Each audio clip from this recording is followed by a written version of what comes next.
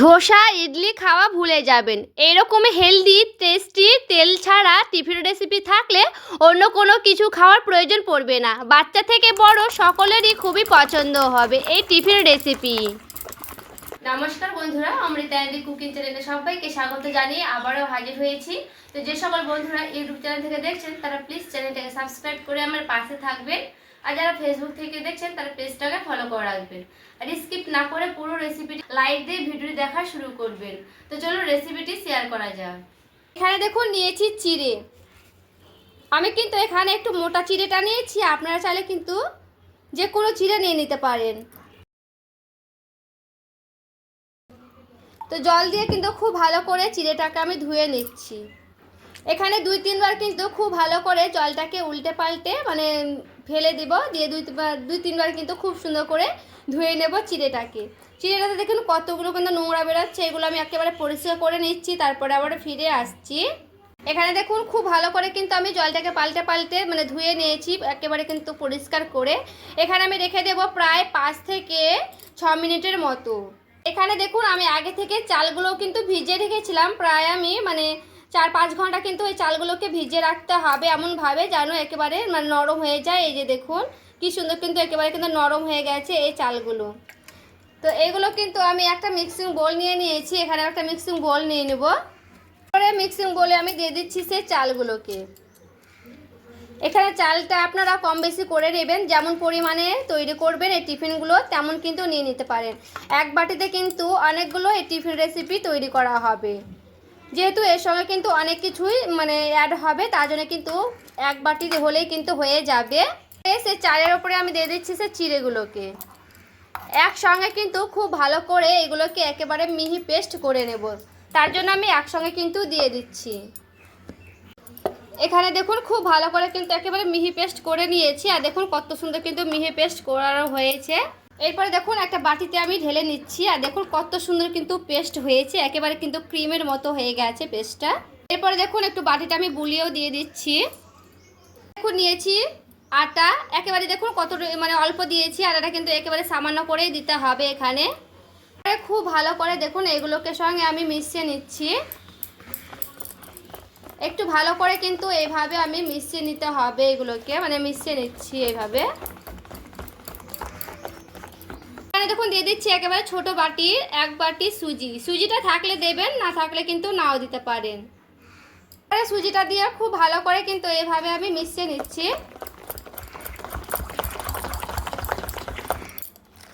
আর দেখে বুঝতে পারছেন কত সুন্দর কিন্তু হয়েছে, একেবারে ক্রিমের মতো। এগুলোকে যেহেতু আগে থেকে পেস্ট করে নিয়েছি তার জন্য কিন্তু খুবই ভালো হবে এইগুলো। তো এইভাবে কিন্তু প্রায় 2-3 মিনিট একটু ভালো করে ফেটিয়ে নিতে হবে।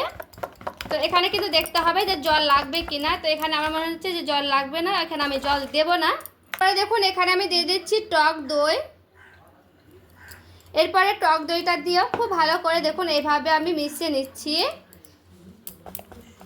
তো খুব ভালো করে কিন্তু টক দইটা দিয়ে এভাবে ফেটিয়ে নিতে হবে। তো দেখুন এইভাবে কিন্তু আমি খুব ভালো করে ফেটিয়ে নিচ্ছি, আর এটা কিন্তু খেতেও খুবই ভালো লাগবে। বাচ্চা থেকে বড় সকলেরই কিন্তু খুবই পছন্দ করবে।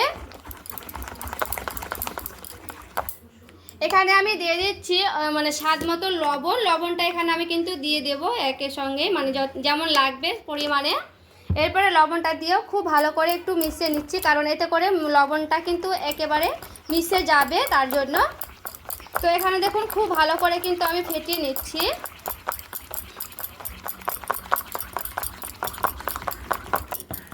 সামান্য করে দিয়ে দিচ্ছি জল, যেহেতু আমি সুজিটা দিলাম তার জন্য কিন্তু অল্প করে দিলাম জলটা। এরপরে হাতে করে একটু ভালো করে দেখুন এইভাবে আমি মিশিয়ে নিচ্ছি। একটু হাতে করে কিন্তু মাখিয়ে নিলে গেলে ভালো হয়, তার জন্য একটু আমি হাতে করেও কিন্তু মাখিয়ে নিচ্ছি। এখানে দেখুন খুব ভালো করে কিন্তু মাখানো হয়ে গেছে। এগুলোকে আমি রেস্টে রেখে দিচ্ছি প্রায় 5 থেকে 10 মিনিটের মতো। এটা রেস্টে রাখতে রাখতে চলুন একটা আমি চাটনি তৈরি করে নিই এর জন্য খাওয়ার জন্য। দেখুন একটা কড়াই বসিয়ে নিয়েছি চাটনিটা তৈরি করব তার জন্য। তো এখানে আমি নিয়ে নিয়েছি বাদাম।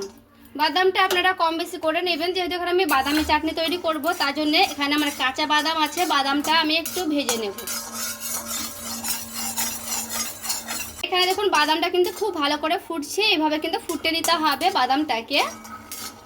কাঁচা বাদাম কিন্তু করা হবে, কিন্তু খেতে অতটা ভালো লাগবে না, তার জন্য বাদামটা আমি হালকা করে একটু ভেজে নিলাম এভাবে। এগুলো দেখুন বাদামগুলো আমি মানে ভেজে নিয়ে চলে এসেছি, আর একটু ঠান্ডাও করে নিলাম, কারণ ঠান্ডা না হলে কিন্তু ওই খোসাগুলো মানে উঠবে না, তার জন্য। তো খোসাটা খুব ভালো করে দেখুন এইভাবে কিন্তু মানে উঠিয়ে নিতে হবে।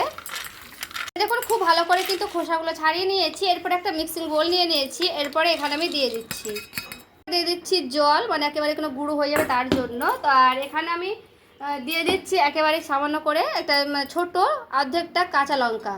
এরপরে দিয়ে দিচ্ছি একেবারে সামান্য করে লবণটা অল্প করে দিচ্ছি, যেহেতু বাদাম কম আছে তার জন্য। ভালো করে একটা মিহি পেস্ট করে নিচ্ছি, খুব ভালো করে একটা মিহি পেস্ট করে নিয়েছি। এরপরে আমি একটা বাটিতে ঢেলে নিচ্ছি। খুবই ভালো করে কিন্তু ঢালানো হয়ে গেছে, এখানে এক বাটি, পুরো বাটি কিন্তু ভর্তি হয়ে গেছে। এখন একটা তড়কা করব, তার জন্য নিয়ে নিয়েছি চামচে দিয়ে দিচ্ছি একেবারে সামান্য করে তেল। এরপরে তেলে আমি দিয়ে দিচ্ছি এখানে মানে কালো সর্ষে, দিয়ে দিচ্ছি একটা গোটা লঙ্কাটাকে একটু মানে মুখটা ফাটিয়ে নিয়েছিলাম, দিয়ে দিলাম।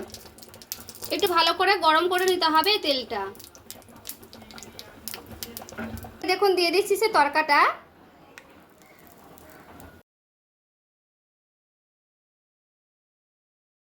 তড়কাটা কিন্তু আমি দিয়ে দিলাম খুব ভালো করে, এভাবে কিন্তু নিয়ে নিয়েছি। এরপরে হালকা করে একটু মানে এভাবে একটু ভালো করে মিশিয়ে নিতে হবে এগুলোকে। তো পরে একটু ভালো করে মিশিয়ে নেব।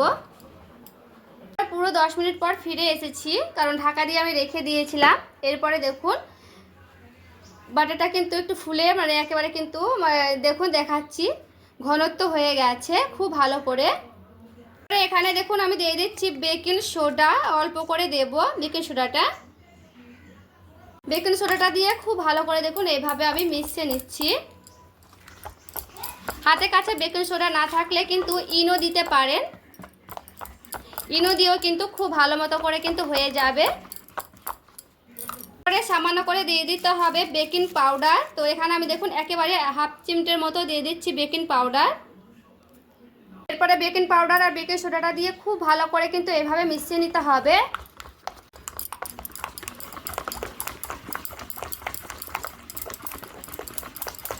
আর বেকিং পাউডার বেকিং সোডাটা দিয়ে কিন্তু আমি আর রেস্টে রাখবো না, এটা কিন্তু পুরোপুরিভাবে আমার মানে রেডি হয়ে গেছে ব্যাটারটা।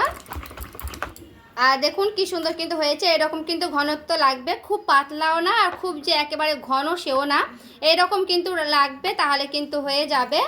দেখুন 3টে আমি বাটি নিয়েছি।